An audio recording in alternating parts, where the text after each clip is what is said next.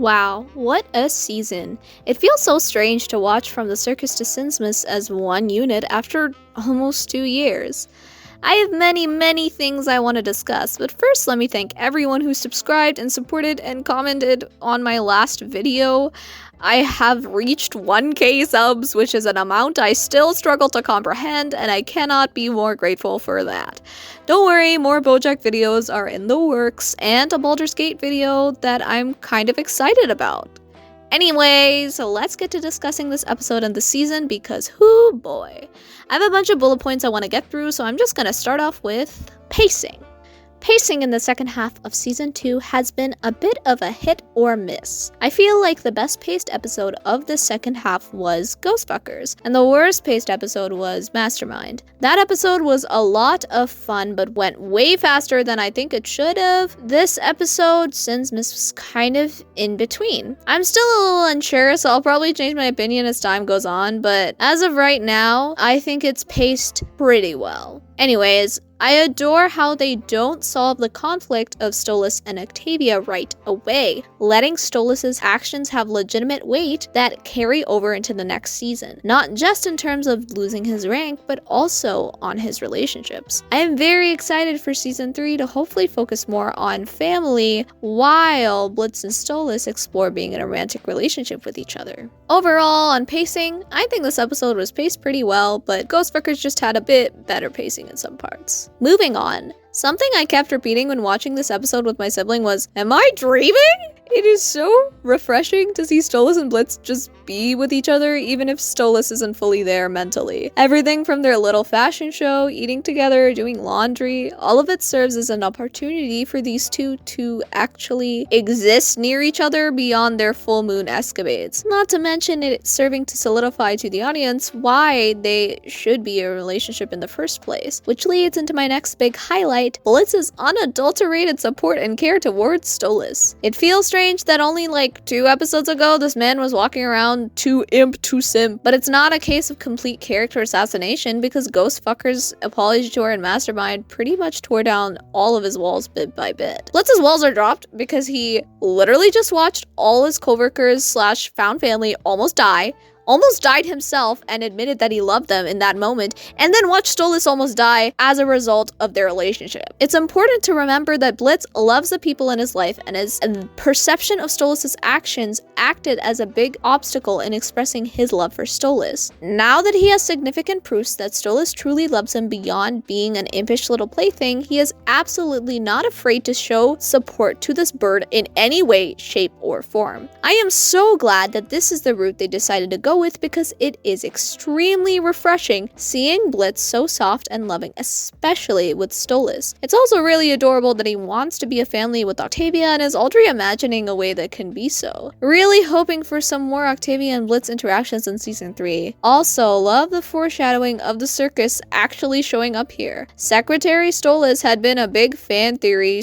/ joke for ages, so it's weird to see it come to fruition. Speaking of, Stolas acted about as naturally as you'd expect for someone losing everything, including their one reason for living until now. Personally, I didn't find his behavior all that embarrassing considering where he's coming from. His privilege blinded him, and I'm happy they're addressing it, and Stolen feels a certain way about certain things, and I like that he acts like a bratty rich boy at times, like cutting in front of the line and being unsatisfied with breakfast. Honestly, I think Stolas is just going through withdrawals, because he doesn't have his meds. Withdrawals from antidepressants include huge mood swings, restlessness, etc. Then again, I'm not a psychologist yet, I'm working on it. Regardless, I'm so glad that the show took his happy pills prescription seriously and made him not taking it have real consequences on his behavior, because, I mean, that's true. I always wanted an exploration of Stolas' depression, and I hope in Season 3, Blitz and Stolas can actually have a conversation about that. Stolas says he's fine far too much for someone who is severely depressed. Another thing I was happy they touched on was Blitz's potential guilt over Stolas' choice. I was a little worried that after Mastermind, Blitz would spiral and feel horrible about Stolas saving him, or that Stolas himself would feel regret and express it in an outburst, causing another rift between them. I am so very glad that they nipped that bud right away with the end conversation. Stolas emphasizing that it was his choices that led him here was important. It was Stolas who proposed the deal after all, and this shows some kind of acknowledgement of his actions. Stolas still actually needs to dissect his classism though, but I'm glad it doesn't happen in this episode apart from a few visual nods. It would be too loaded and take away from the central setting up of the conflict between Stolas and Octavia. I'm also glad that this cute-ass dance scene was included. Absolutely warmed my heart and made me feel all the fuzzies. Not to mention it ending in a hug, which felt more tender than a kiss could ever be in that moment. Stolas being unable to reciprocate fully is alright.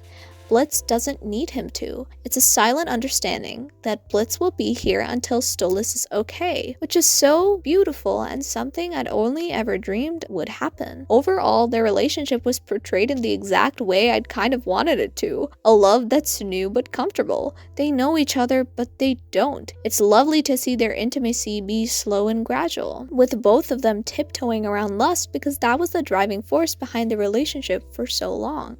It was so euphoric that I felt like I was dreaming, especially having been watching the show since its release.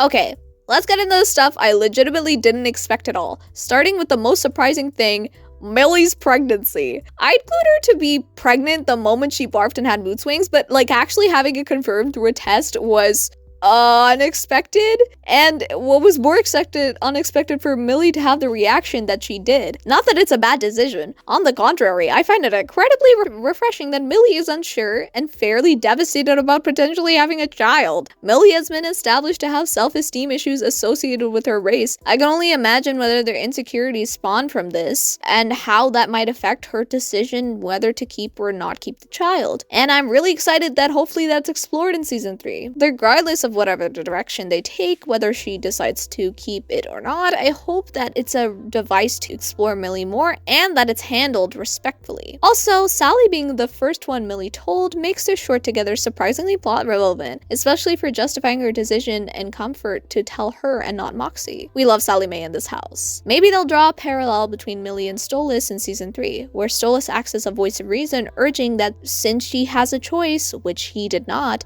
she should consider her feelings over everything. Speaking of Stolas' kid, Octavia was really the second star of the episode. Octavia's musical number is really beautiful lyrically, visually, and instrumentally. I don't know if that's the proper way to say it. Point is, the parallels to You Will Be Okay are really strong. Also, no idea the Miss Veronica Sawyer was playing her? Amazing! In terms of her interactions with Stolas, I have some thoughts. On the one hand, I fully agree with her anger and understand it. She knows so little through no fault of her own. She doesn't even know of how much Stolas' experiences were basically forced upon him, including her conception and Stella and Stolas' marriage. Her reaction should serve as a big warning flag against emitting everything from someone you love for the sake of their protection. Her anger over the pills made me understand her argument a lot more. Of course, she feels like her father completely abandoned her for that reason. He hates Stella, and now she thinks that he doesn't care about her either and that he has good reason to, and she is a child angry at her neglectful parent. Stolas had his life centered around her, and suddenly that wasn't the case anymore. Of course, it's a huge shock. It's not like she just watched him die. She saved him. She loves him. But she does need time. On the other hand, it feels a little horrible to abandon 16 years of love and tenderness from your father over one act. Octavia could lend a little more patience towards her father, which would be nice, but then again, I mean, these are imperfect characters. Octavia also has to understand that yes,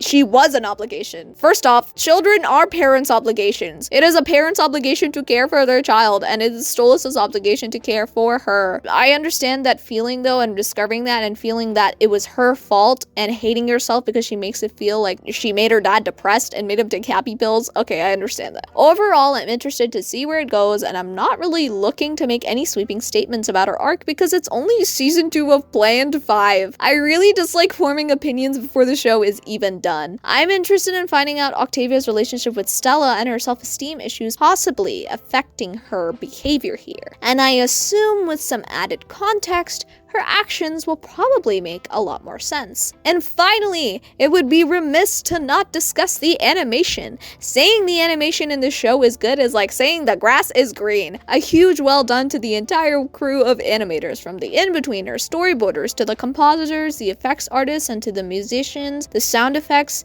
the composers, every person who helped create job, because this is a feast for the eyes. In fact, every episode of the second half had beautiful animation, especially when it comes to lighting. Also, facial expressions were on point and made me laugh. A personal favorite of mine was Stolas' little bird squawk and freak out. This battle at the end was such a good return to form. It made me remember that one of the reasons I fell in love with the show was its impressive and fun battle choreography. And Dreyfus' ice powers and him creating a huge ice hydra was pretty cool, and I enjoyed seeing the crew try to fight against it. The other part of the episode that popped off in terms of animation was the Stolas and Blitz dance scene. If you've been in the fandom, you know a certain animatic that got popular depicting something similar, and correct me if I'm wrong, but the person who made that animatic storyboarded this scene, which is just so wonderful. The animation is beautiful, and so is the lighting. The song is the perfect choice tonally, and it's just so Christmassy or Sinsmasy. The music and score is really, really wonderful. I love the nod to Owl in a Cage when Stolas approaches his palace, aka his cage. All in all, it really did feel like a season finale, and part of that is because of the animation quality and music choices and everything. I'm going to be thoroughly dissecting it on future watches with the help of Sky and Streams. Overall, a great season. I think it's leagues better than season 1, don't at me. It's clear that they planned out almost everything, and while there's some issues, I definitely adored the season, and it reignited my interest in the show more than it's ever been. Eagerly, I'm awaiting the continuation, and hopefully it'll be a lot more well-rounded in general, since the beginning of season 2, especially season 2, episode 2, feels like a different season. On a more sentimental note, it's been genuinely lovely getting to have episodes consistently and seeing all the buzz about it when one came out. It reminds me about the early days of Undertale or other fandoms I've been a part of. Of course, that's more just an appreciation for media in general that have helped me get through this year. Sorry for Sappy Christmas, or Sinsmas gets me sentimental, I guess. Have a wonderful holiday season, everyone, and take some rest when you can. You deserve it.